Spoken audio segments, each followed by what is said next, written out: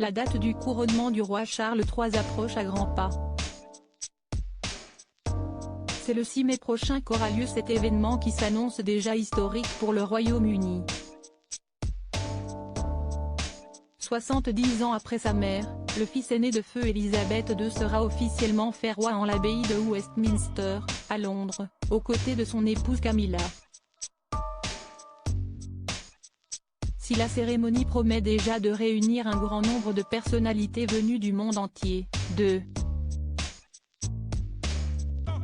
000 personnes auraient été invitées, des incertitudes demeurent sur la présence de deux membres clés, mais non pas moins controversés, de la famille royale, le prince Harry et son épouse Meghan Markle. Bien qu'ils aient a priori reçu leur faire-part pour participer aux festivités, comme l'avait confirmé Harry, le couple n'a pas encore daigné répondre à l'invitation alors que d'après la presse anglaise, la date limite de réponse était fixée au lundi 3 avril 2023. Un comportement qui agace forcément les détracteurs des Sussex et qui fait grincer des dents au sein même de la famille royale, tandis que l'Angleterre n'en finit plus de s'interroger sur leur présence.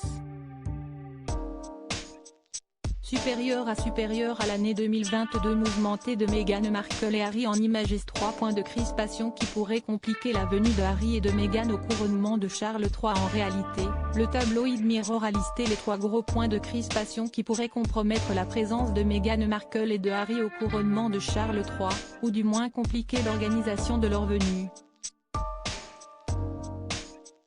À commencer par le transport. Les parents d'Archie pourront difficilement partager une voiture avec d'autres membres de la famille royale, en raison des tensions qui les opposent à leur clan depuis plusieurs mois. Un véhicule spécial devra donc être affrété et réservé pour les Sussex. La disposition des sièges au sein de l'abbaye peut aussi faire débat. Normalement, même si Harry n'est plus un membre officiel de la famille royale, il demeure le fils du nouveau roi, il devrait donc avoir droit à une place au premier rang, mais reste à savoir si les organisateurs permettront à Meghan d'être assise à côté de lui. Peut-être le couple devra-t-il même s'installer en retrait de la famille royale, étant donné l'accueil glacial que certains prévoient de leur réserver s'ils venaient à faire le déplacement, ils seront malmenés par de très nombreux proches. L'un m'a dit « J'espère qu'ils seront assis en Islande », avait confié une source au Daily Mail. Enfin, la présence des exilés de Monte Quito risque de demander des mesures de sécurité bien particulières.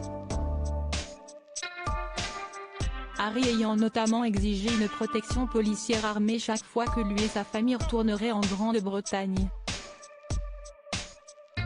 Il avait même intenté une action en justice contre le ministère de l'Intérieur pour son refus de l'accorder et, en juillet 2022, la Haute Cour s'était finalement prononcée en sa faveur. Le frère cadet du prince William serait particulièrement inquiet concernant sa sécurité à la suite des révélations qu'il a faites dans son livre concernant le nombre de talibans qu'il a tués lorsqu'il officiait dans l'armée en Afghanistan. Harry aurait été informé qu'il devait donner un préavis de 28 jours s'il avait l'intention de retourner au Royaume-Uni afin que ses demandes de sécurité puissent être évaluées, ce qui n'avait pas forcément réjoui le père de famille de 38 ans. Article écrit en collaboration avec 6 médias Crédit Photo, agence.